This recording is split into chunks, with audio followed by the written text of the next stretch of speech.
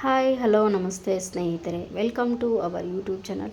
Please ನಮ್ಮ ಚಾನಲನ್ನು subscribe ಮಾಡ್ಕೊಳ್ಳಿ, ಹಾಗೆ ಲೈಕ್ ಮಾಡಿ, ಶೇರ್ ಮಾಡಿ, ಸಪೋರ್ಟ್ ಮಾಡಿ. ಪ್ಲೀಸ್ ನಮ್ಮ ವಿಡಿಯೋನ ಸ್ಕಿಪ್ ಮಾಡದೆ ಪೂರ್ತಿಯಾಗಿ ನೋಡಿ. ಹೇಗೆ ಮಾಡಿದೆವು ಅಂತ ಪೂರ್ತಿಯಾಗಿ ನೋಡಿದ್ರೆ ಮಾತ್ರ ಗೊತ್ತಾಗುತ್ತೆ. ಹೀಗೆ ನಮ್ಮ ಚಾನಲನ್ನು ಸಬ್ಸ್ಕ್ರೈಬ್ ಮಾಡ್ಕೊಳ್ಳಿ. ಇವತ್ತು ನಾನು ಗಣೇಶನಿಗೆ ಪ್ರಿಯವಾದಂತಹ ಕಡಲೆಕಾಳು ಉಸ್ಲಿಯನ್ನು ಹೇಗೆ ಮಾಡೋದು ಅಂತ ನೋಡೋಣ ಬನ್ನಿ. ಇವತ್ತು ನಾನು ಒಂದು 250 ಗ್ರಾಮಷ್ಟು ಕಡಲೆಕಾಳನ್ನು ತೊಗೊಂಡಿದ್ದೀನಿ. ಅದಕ್ಕೆ ಪೌಡ್ರ್ ಹಚ್ಚಿಟ್ಟಿದ್ದೀವಿ ನಾವು, ಹುಳ ಆಗಬಾರ್ದು ಅಂಥೇಳಿ. ಅದಕ್ಕೋಸ್ಕರ ಅದನ್ನು ನಮ್ಮ 3 to 4 ಟೈಮ್ಸ್ ಚೆನ್ನಾಗಿ ನೀರಲ್ಲಿ ತೊಳಿಬೇಕು.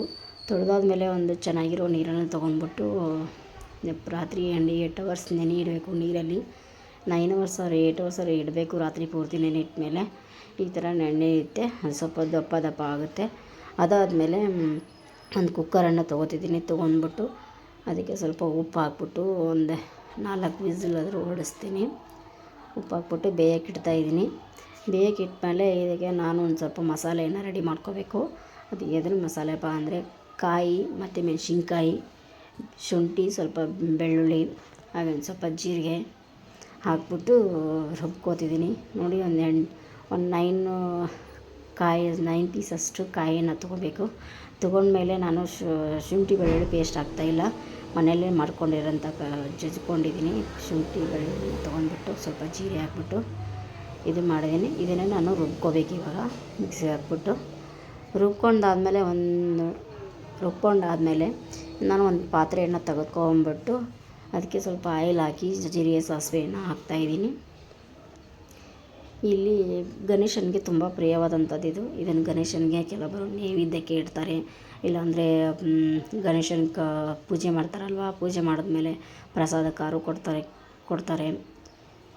ಈ ಥರ ಎಲ್ಲ ಕೊಡ್ತಾರೆ. ಇದನ್ನು ತುಂಬ ಚೆನ್ನಾಗಿರುತ್ತೆ. ಇಲ್ಲಾಂದರೆ ನೀವು ಈವ್ನಿಂಗ್ ಸ್ನ್ಯಾಕ್ಸ್ಗೆ ಏನಾದರೂ ಬೇಕಂದರೆ ತಿನ್ನೋಕ್ಕೆ ಅದ್ರ ಜೊತೆಗೂ ಕೂಡ ಮಾಡ್ಕೋಬೋದು.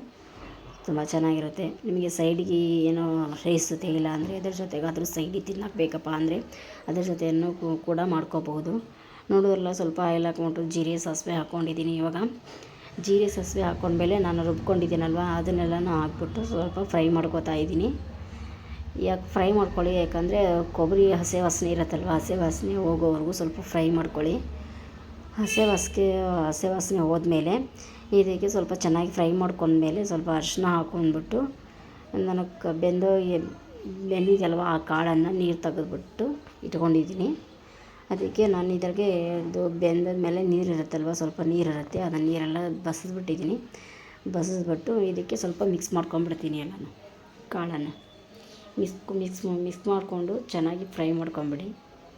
ಇನ್ನೊಂದ್ಸಲ ಎಲ್ಲನೂ ಮಿಕ್ಸ್ ಮಾಡಿ ನೀಟಾಗೆ.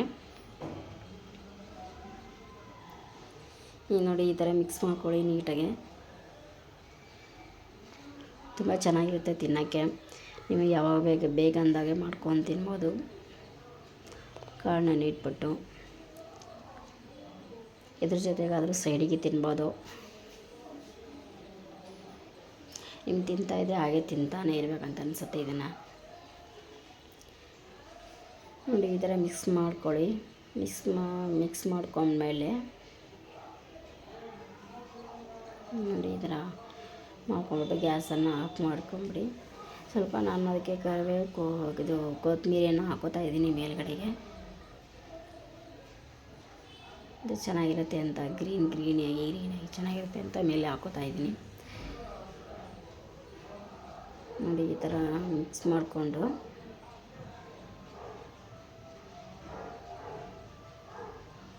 ತುಂಬ ಚೆನ್ನಾಗಿರುತ್ತೆ ತಿನ್ನೋಕ್ಕೆ ಊಟದ ಜೊತೆಗೆ. ಇಲ್ಲಾಂದರೆ ದೇವ್ರಿಗೇನಾದರೂ ಎಡೆಗೆ ಏನಾದರೂ ಮಾಡಬೇಕಪ್ಪ ಅಂದರೆ ಅದಕ್ಕೂ ಕೂಡ ಮಾಡ್ಕೋಬೋದು.